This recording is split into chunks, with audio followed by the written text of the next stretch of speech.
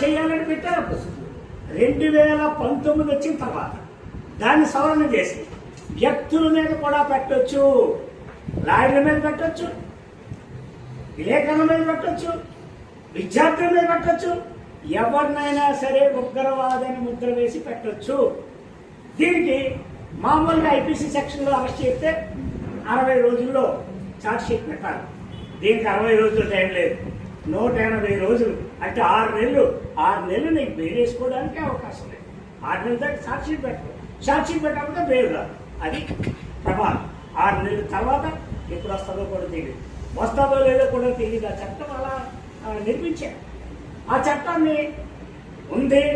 ఆ చట్టం మనం ప్రమాదం చేకూరుస్తుంది. మనం చాలా మంది నష్టపోయారు.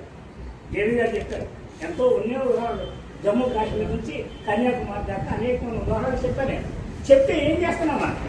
ఇప్పుడు ఏం చేశాం? ఇప్పుడు కూడా ఏమి చెయ్యాలి? ఇప్పటికైనా మేలుకుని దీన్ని పార్లమెంట్లో రద్దు చేసే విధానంగా మనం ప్రయత్నం జరగాలి. మనం మాట్లాడుతుంటే అవును, కేంద్ర ప్రభుత్వమే రద్దు చేయాలి కానీ రాష్ట్ర ప్రభుత్వాలు కాదు. రాష్ట్ర ప్రభుత్వాలకు దీని మీద ఏమి పెట్టచ్చు, పెట్టడానికి ఉపయోగించుకోవడం కానీ తీసేయడానికి రాష్ట్ర ప్రభుత్వానికి లేదు. నేను సిపిఎంలో పనిచేసి 6 సంవత్సరాలు పనిచేశాను. అనేక ధర్నాలు చేశాను. ఒక్క కేసు కూడా నా మీద లేదు. సిపిఎంలో పనిచేసినంతగా ఒక్క కేసు లేదు. 2019 తర్వాత అనంతబాబు కేసు వచ్చిన తర్వాత నా మీద 6 కేసులు ఉన్నాయి. విజయవాడలో కేసు ఉంది, పిఠాపురంలో కేసు ఉంది, కాకినాడలో కేసులు ఉన్నాయి. ఎందుకు ధర్నా చేశాను? ఎందుకు? ఎవరైతే అమలాపురంలో తగలబెట్టారు దళితులు అంటే దాన్ని కోనసీమ జిల్లాకి అంబేద్కర్ జిల్లా పెట్టాలని ఇక్కడ ధర్నా చేస్తే నాతో పాటు చాలా మంది చేశారు. అనంతబాబుని ఎమ్మెల్సీ పదవి రద్దు చేయమని గవర్నర్ మెమోరాండం ఇస్తే అక్కడ నా మీద కేసు పెట్టారు. కేసులో తిరుగుతున్నాను నేను. అంటే నేను చేసింది ఏమీ లేదు. అంటే ఏ ప్రభుత్వం అయినా ఒకటే. ఆ ప్రభుత్వమైనా ఈ ప్రభుత్వాన్ని మనం ఏమనుకుంటామంటే ఆ ప్రభుత్వం గొప్పది కాబట్టి ఈ ప్రభుత్వాన్ని విమర్శించాలి. మళ్ళీ ఇది వచ్చిన తర్వాత ఇది కాదు మనం చేయవలసింది. ఈ చట్టాలను ఏదైతే కేంద్ర ప్రభుత్వం చేస్తుందో కేంద్ర ప్రభుత్వం మెడలో వచ్చి పనులు చేయాలి. మెడలో వచ్చి పనులు చేయాలంటే పార్లమెంట్లో మనం బలం ఉండాలి. ఈ రోజు ఏం జరిగింది? దేశవ్యాప్తంగా బీజేపీ అంత దుర్మార్గమైన చర్య చేసింది. ఎక్కడ వామపక్షాలు కానీ దళిత పార్టీలు కానీ పార్లమెంట్లో లేకుండా చేసింది. ఈరోజు వాళ్ళకి 2 అంకెలు 3 మెజార్టీ రావడానికి పార్టీల మధ్య చీపు తీసుకొస్తాం, ఎంపీల మధ్య తీర్పు తీసుకొస్తుంది, ఎంపీలు కొనేస్తా ఉంది. శివసేన నుంచి ఎంపీలు తీసుకుపోయిన దాంట్లో అలాగే ప్రతి చోట నుంచి ఎంపీలని చేస్తున్నారు. ఏదో ఒక పనికిమాలిన పార్టీ ఒకటి ఉంటే ఆ పార్టీకి ఎక్కడ గుర్తింపు లేకుంటే ఆ పార్టీలోకి అందరినీ తీసుకొచ్చి ఎంపీలుగా పెట్టి బీజేపీకి మద్దతు ఇస్తున్నారు.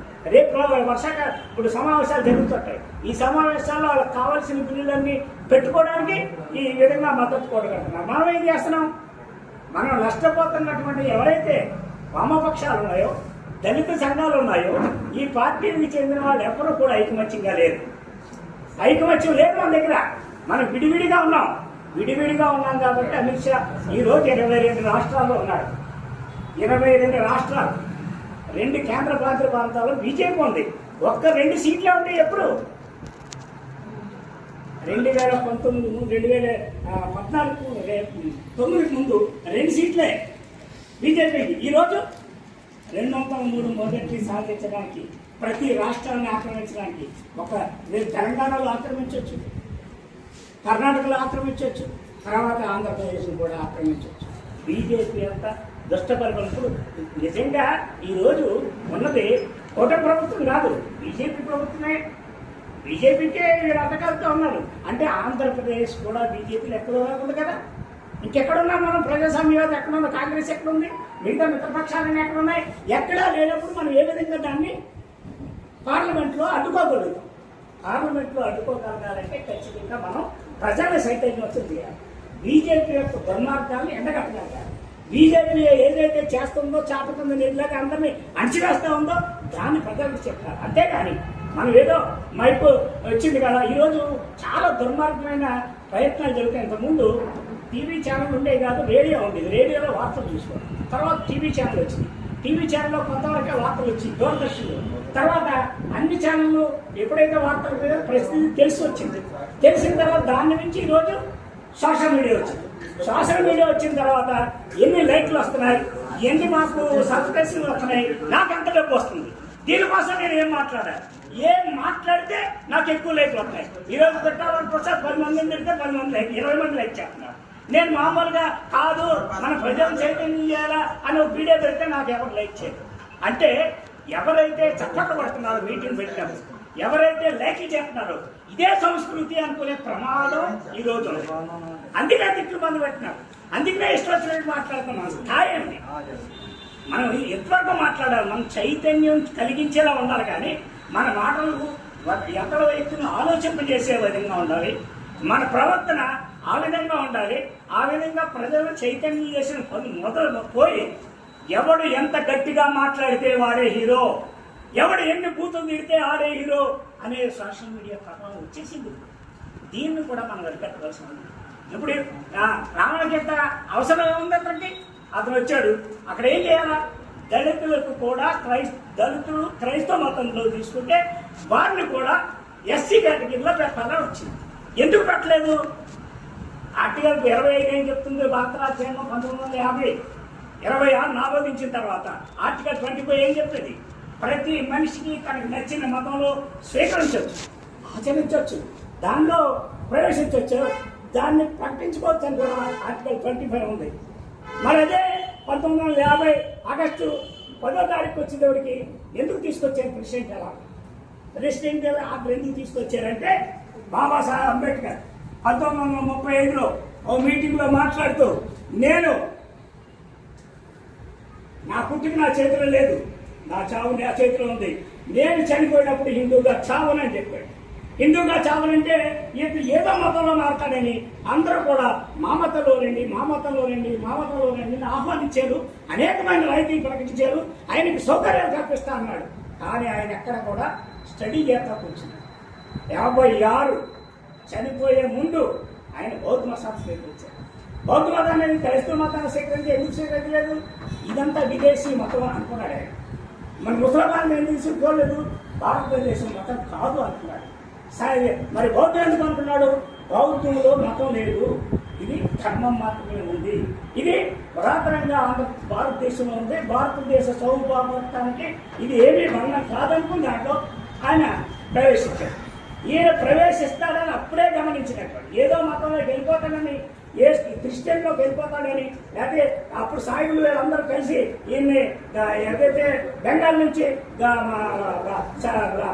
పార్లమెంట్ పంపించారు, దాన్ని దృష్టిలో పెట్టుకుని దీంట్లోకి వెళ్ళిపోతాడేమో, ముస్లిం మతం తీసుకుంటాడేమో అని భయపడినటువంటి ఆ రోజు కాంగ్రెస్ ప్రభుత్వం ఈ ఆర్టికల్ తీసుకొచ్చింది. ఈ ఆర్టికల్ ఏముంది? ఎవరైతే రాయితీలు కావాలనుకుంటున్నారో వాళ్ళు, ఎవరైతే ఈ చట్టం నుంచి రక్షణ కావాలనుకుంటున్నారో వాళ్ళు, ఎవరైతే ఈ రిజర్వేషన్ పొందాలనుకుంటున్నారో వాళ్ళందరికీ మాత్రమే ఈ చట్టం వచ్చేస్తుంది, ఎస్సీ చట్టం. దీన్ని దాటి బయటికి పొందడానికి చట్టం లేదన్న. తర్వాత సిక్కులు చేర్చుకున్నారు, తర్వాత బౌద్ధులు చేర్చుకున్నారు, క్రిస్టియన్లు చేర్చుకోలేదు.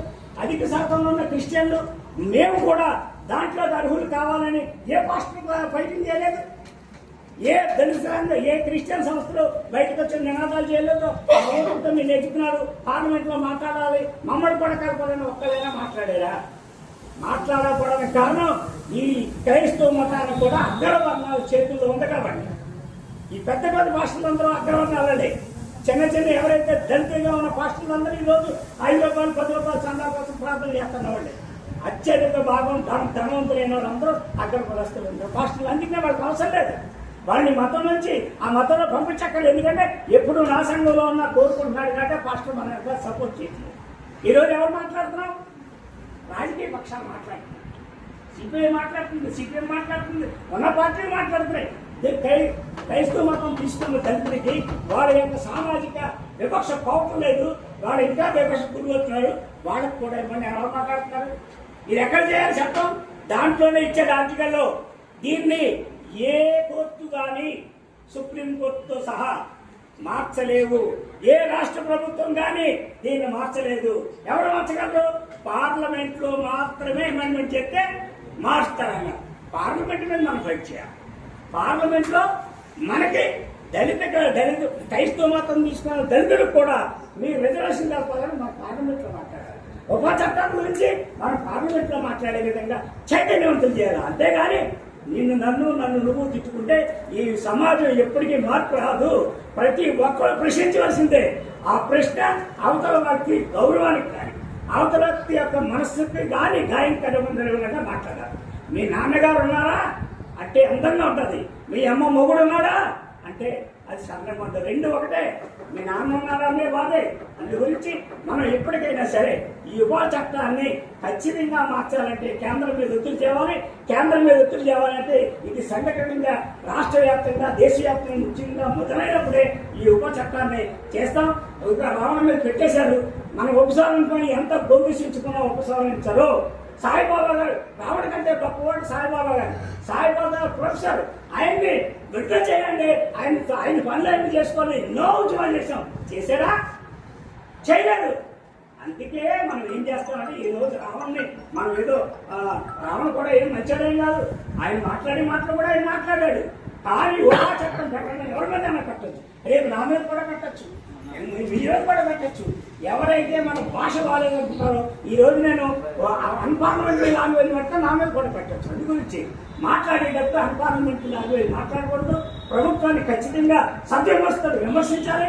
ఎంతటి వాడైనా నవ్వేయాలి. ఆ విధంగా చేయాలని ఉపా చట్టానికి ఖచ్చితంగా మా మద్దతు ఉంటుంది. అది ఉపా చట్టాన్ని కొనసాగించాలని కాదు, ఉపా చట్టాన్ని రద్దు చేసే వరకు మీరు చేసే పోరాటంలో రిపబ్లికన్ పార్టీ ఆఫ్ ఇండియా మీకు తోడుగా ఉంటుంది. మీతో కలిసి నడుస్తుందని తెలియజేస్తూ సెలవు తీసుకున్నాను. జై భీమ్. జై భీమ్. జై భీమ్. జై భీమ్. రాజ్యాంగ నిర్మాతకు వారసులం అందరం.